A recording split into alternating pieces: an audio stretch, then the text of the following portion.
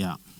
Mazmur pasal 128 ayat 1 sampai dengan ayat yang ke-5 sampai dengan ayat yang ke-6. Berkat atas rumah tangga. Nyanyian Siara. Berbahagialah setiap orang yang takut akan Tuhan, yang hidup menurut jalan yang ditunjukkannya. Apabila engkau memakan hasil jerih payah tanganmu, berbahagialah engkau dan baiklah keadaanmu.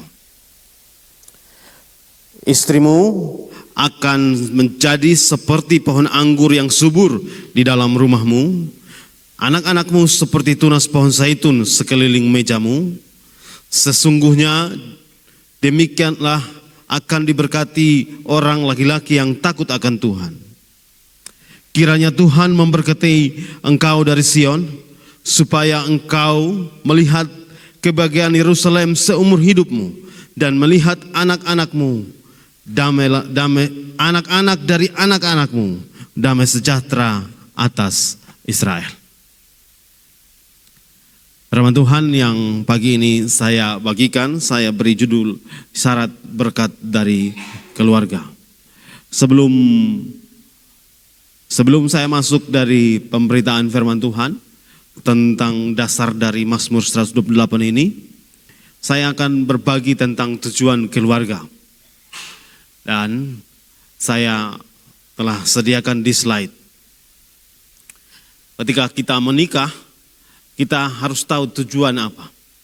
Dan Alkitab menyampaikan kepada kita tentang tujuan keluarga.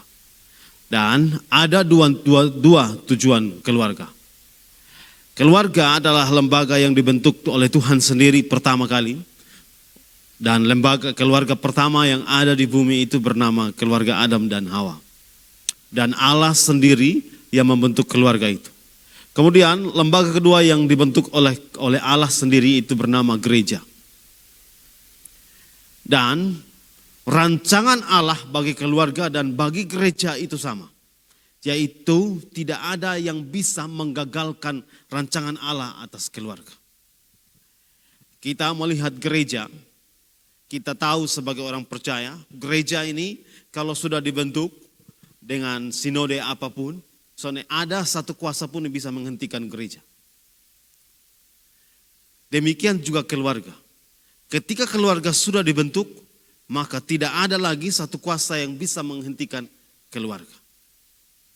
Karena Allah sendiri yang bertanggung jawab atas keluarga. Sama seperti Allah bertanggung jawab atas gereja, maka Allah juga bertanggung jawab atas keluarga. Dia dengan sendiri, Allah dengan sendirinya akan bersama-sama dengan keluarga. Setelah keluarga mengalami pemberkatan nikah di gereja, maka dengan sendirinya Allah akan bersama-sama dengan keluarga sampai selesai, sampai pada kesudahan dari keluarga itu. Allah akan bertanggung jawab atas keluarga itu. Hari itu kami dan Kak Ince, kita berdoa supaya keluarga ini terus diberkati Tuhan. Dan ini adalah tujuan dari keluarga. Yang pertama yaitu Allah ingin keluarga itu memerintah dan berkuasa secara rohani dan secara natural. Ketika setelah ada Allah menciptakan Adam dan kemudian menyediakan Hawa, maka Allah memerintahkan kepada Adam dan Hawa, kepada keluarga yang pertama itu supaya mereka berkuasa. Berkuasa atas seluruh yang ada di dalam bumi ini. Allah memerintahkan secara rohani kepada keluarga supaya keluarga itu berkuasa atas setiap masalah-masalah yang tidak sesuai dengan Alkitab. Setiap dosa-dosa yang tidak sesuai dengan Alkitab. Allah ingin keluarga berkuasa atas itu. Bukan dunia atau tabiat dari dunia atau sifat-sifat dari dunia yang tidak sesuai dengan sifat-sifat dari Allah. Seperti apa yang disampaikan Alkitab yang akan menguasai kita. Tapi kita sebagai keluarga yang akan berkuasa atas dunia. Allah memerintahkan untuk berkuasa. Berkuasa baik secara jasmani dan secara rohani. Bagian yang kedua, tujuan dari keluarga yang saya bagikan sebagai bagian untuk bisa membawa keluarga Bapak Melki Reda ini terus maju di dalam Tuhan untuk melakukan kehendak Allah, yaitu menghasilkan keturunan rohani dan juga keturunan jasmani. Keluarga pasti diberkati dengan anak-anak. Tapi bukan hanya itu saja yang keluarga Allah mau. Allah juga mau kita semua menghasilkan keluarga rohani, anak-anak rohani. Anak-anak rohani itu adalah anak-anak yang lahir dari pelayanan, lahir dari kehidupan, lahir dari contoh dan teladan kita sebagai keluarga. Adalah anak-anak rohani. Bukan hanya saja anak-anak yang berhubungan dengan hal jasmani, tapi berhubungan juga dengan anak-anak rohani.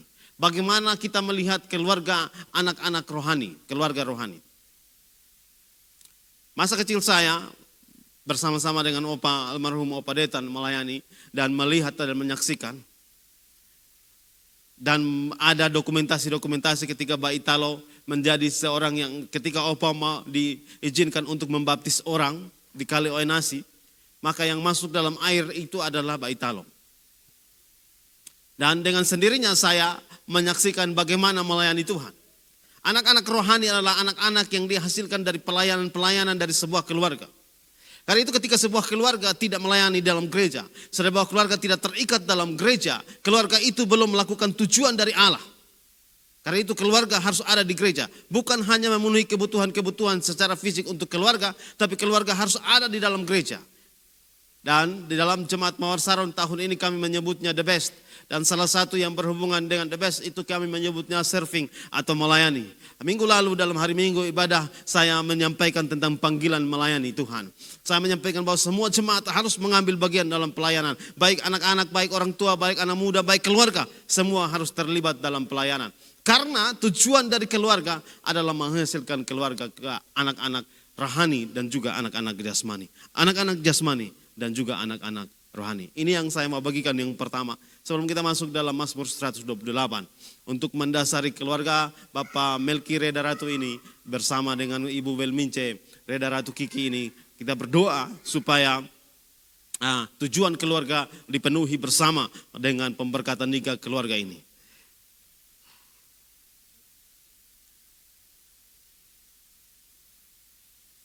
Oke. Ya. Dari Mazmur 128 ini saya membagikan 3 hal yang berhubungan dengan Mazmur 128. Yang pertama, di ayat yang ke-1 bagian A dan ayat yang ke-4 bagian B.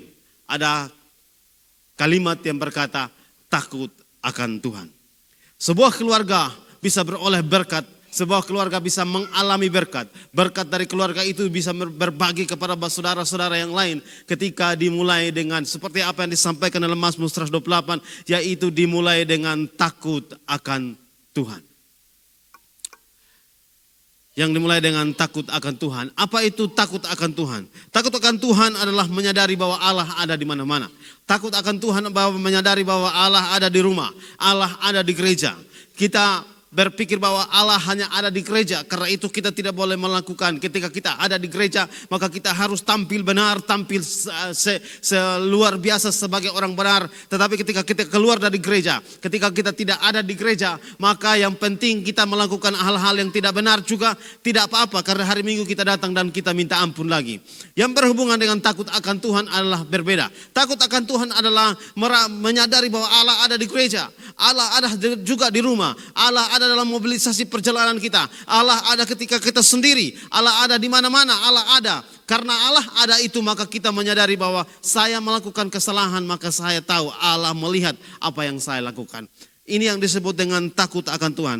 Takut akan Tuhan adalah menyadari Tuhan ada di dalam kehidupan kita dalam setiap aspek. Takut akan Tuhan ini juga disampaikan kepada keluarga. Kalau suami ada sementara bekerja atau juga ibu istri yang sementara bekerja dan terpisah, maka menyadari bahwa Allah ada di tengah-tengah kita. Sehingga kita tetap hidup benar walaupun kita terpisah.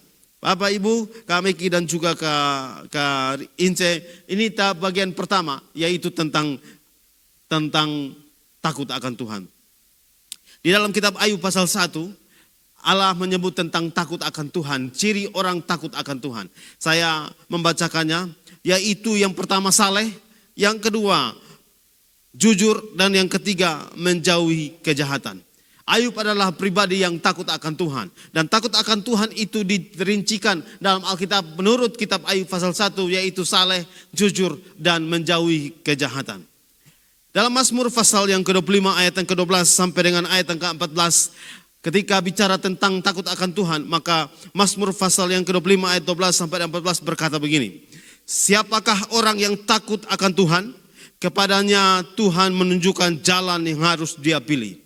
Di ayat yang ke-12 dia berkata begitu. Kalau orang itu takut akan Tuhan, kalau keluarga itu takut akan Tuhan, kalau pribadi takut akan Tuhan, maka ketika dia menghadapi masalah-masalah ataupun dia membutuhkan keputusan-keputusan penting, maka Allah terlibat dalam pengambilan keputusan. Seperti yang dikatakan oleh Mazmur pasal 25 ayat yang ke-12, bahwa siapakah yang takut akan Tuhan, kepadanya Tuhan menunjukkan jalan yang harus dipilihnya. Di ayat yang ke-13 berkata begini, orang itu sendiri akan menetap dalam kebahagiaan dan anak cucunya akan mewarisi bumi. Umur panjang. Ketika takut akan Tuhan maka ada jaminan dari Allah bahwa dia akan umur panjang. Bahkan dikatakan bahwa dia akan melihat anak-anak, dia akan melihat anak dari cucu-cucu. Karena takut akan Tuhan. Di ayat yang ke-14, Mazmur pasal 25 ayat yang ke-14 berkata begini, Tuhan bergaul karib dengan orang yang takut akan Tuhan dan perjanjiannya diberitahukannya kepadanya. Kalau seseorang takut akan Tuhan, maka dengan sendirinya dia mengambil keputusan untuk bergaul dengan Tuhan, bergaul dengan karib. Tuhan senang bergaul dengan orang yang takut akan Tuhan. Ini bagian yang pertama yang saya mau bagikan tentang berkat keluarga. Syarat dari berkat keluarga adalah harus ada rasa takut akan Tuhan. Harus ada mengetahui tentang takut akan Tuhan dan punya rasa takut akan Tuhan dalam kehidupan keluarga kita. Bagian yang kedua yang saya bagikan adalah hidup menurut jalan Tuhan. Seperti apa yang disampaikan dalam Mazmur 128 ayat yang ke-1 bagian yang ke-B. Bahwa orang yang diberkati Tuhan harus hidup menurut jalannya Tuhan. Apa itu jalan Tuhan?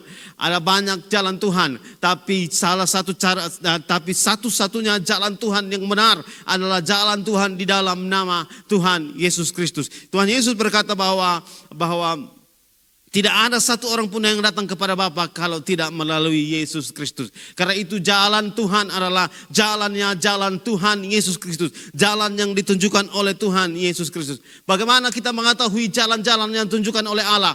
Yaitu kita punya rasa takut akan Tuhan. Dan yang kedua Bapak Ibu sekalian, kita punya Alkitab di rumah. Hari ini kita sudah punya Alkitab digital. Maka kita harus mengambil keputusan untuk membaca Alkitab. Keluarga harus mengambil keputusan untuk membaca Alkitab.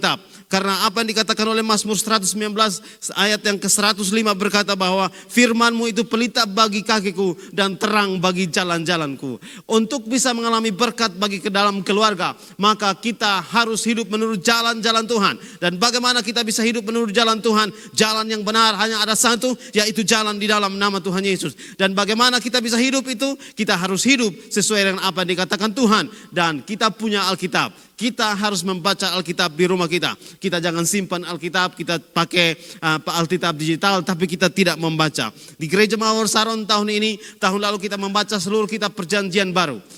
Dan tahun ini kita menyebutnya the best karena kita akan membaca seluruh kitab perjanjian lama. Dan hari ini kita sudah masuk dalam Mazmur yang ke-70. Kita akan menyelesaikan pembacaan Alkitab sampai dengan akhir. Seluruh jemaat akan melakukan bagian ini. Karena tahun ini adalah tahun pembacaan Alkitab yang berhubungan pembacaan Alkitab perjanjian lama. Kenapa kita buat itu? Karena kami mau tahu jalan-jalan Tuhan. Kami mau berkat bagi keluarga kami. Kami mau mengalami berkat bagi pribadi-pribadi kami. Karena itu kami mendasarinya dengan membaca Alkitab. Ini bagian yang saya sampaikan. Untuk hidup mengalami berkat dari Tuhan, kita harus punya hidup menurut jalan yang dikehendaki oleh Tuhan. Jalan yang ditunjukkan Tuhan. Bagian yang ketiga, yang berhubungan dengan syarat berkat keluarga. Bekerja dengan sungguh-sungguh. Melakukan tugas dan tanggung jawab baik sebagai suami maupun sebagai istri dengan sungguh-sungguh. Ya, Kaince sakit, kaki sakit lama, sangat lama. Dan pada masa Kaince sakit dan diopname sampai ke Siloam bersama-sama dengan kami keluarga Detan sementara menjagai Opa dalam hari-hari terakhir di Kupang. Saya menyaksikan bagaimana Om Meki melakukan peran sebagai pendamping dari Kaince dengan begitu luar biasa. Pulang datang mengunjungi, menyediakan segalanya, kemudian pulang kembali, ikut tetap kerja lagi, dan lakukan pekerjaan dengan baik sehingga bisa menghidupi keluarga. Om Eki melakukan dengan sangat sungguh-sungguh sebagai suami, sebagai pendamping dari Kak Ince. Saya menyaksikan bagian ini dan kami semua keluarga di dalam jemaat Mawar Saron, kami semua keluarga di Rayon A mendengar, menyaksikan, mengunjungi, dan kami melihat bagaimana kedua pasangan ini, baik Om Eki maupun juga Ibu Ince, melakukan tanggung jawab dengan luar biasa sebagai keluarga. Dalam bagian ini bekerja dengan sungguh dalam keluarga. Kami juga melihat bagaimana anak Kela bersama-sama mendampingi pada masa sulit dalam keluarga Melki Reda Ratu. Saya memuji anak kita, anak Kela ini menjaga rumah, merawat rumah. Masa itu dia melakukan dengan segala hal yang baik. Itu terlalu luar biasa. Terlalu luar biasa. Kami pergi ke rumah dalam keadaan rapi, walaupun Kak Ince sementara dirawat di Kupang. Kami pergi itu semua dalam keadaan rapi karena Kela melakukan dengan luar biasa. Ya, itu satu hal yang luar biasa. Kami keluarga menyaksikan, jemaat menyaksikan bagaimana perjuangan dan Om Eki dan Kak Ince melakukan tanggung jawab masing-masing dengan sungguh-sungguh. Dan anak-anak telah diajarkan untuk melakukan tanggung jawab dengan sungguh-sungguh. Dan Alkitab bilang syarat dari berkat keluarga, ya seperti dalam Mazmur 128 ini, salah satunya adalah setiap pribadi dalam keluarga melakukan tanggung jawab dengan sungguh-sungguh. Dalam kitab Efesus pasal 5 ayat yang ke-22 dan 27, firman Tuhan menyampaikan tentang tanggung jawab suami dan istri.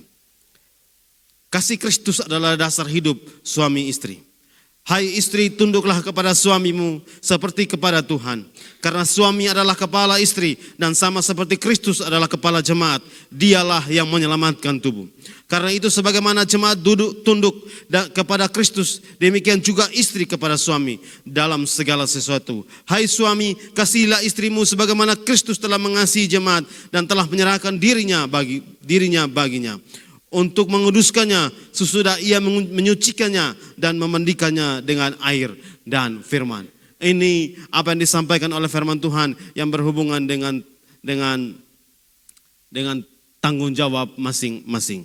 Saya mau menyampaikan tentang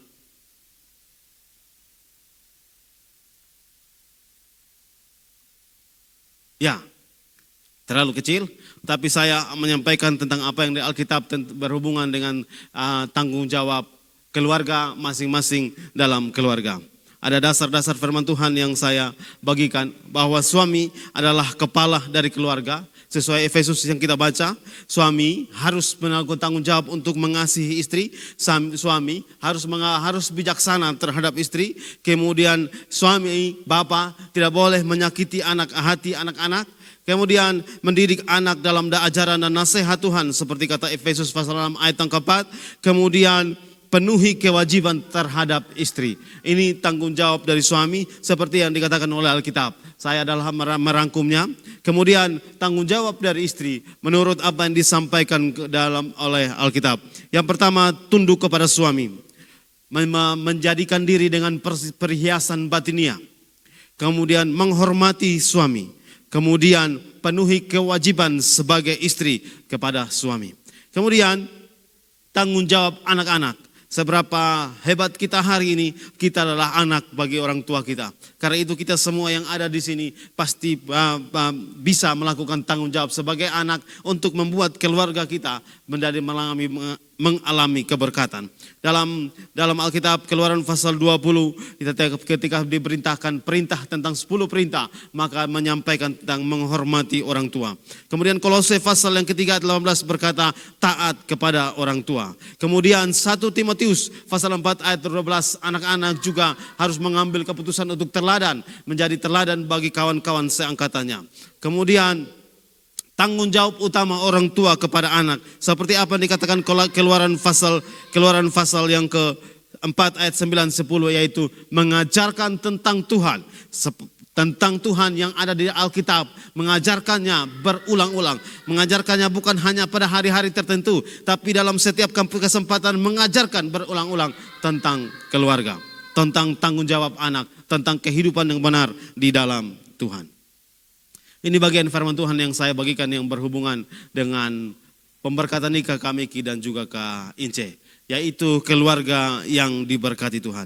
Menurut apa yang disampaikan dalam Mazmur pasal 128, untuk bisa mengalami keberkatan dalam rumah tangga kita, maka kita harus ada takut akan Tuhan. Untuk bisa mengalami keberkatan dalam rumah tangga kita, maka kita harus hidup menurut jalan Tuhan. Untuk bisa mengalami keberkatan dalam rumah tangga kita, dalam keluarga kita, maka kita harus melakukan tanggung jawab.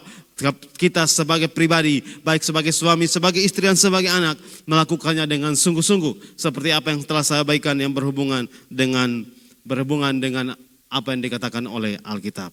Amin untuk kebenaran firman Tuhan. Kita akan masuk dalam pemberkatan nikah.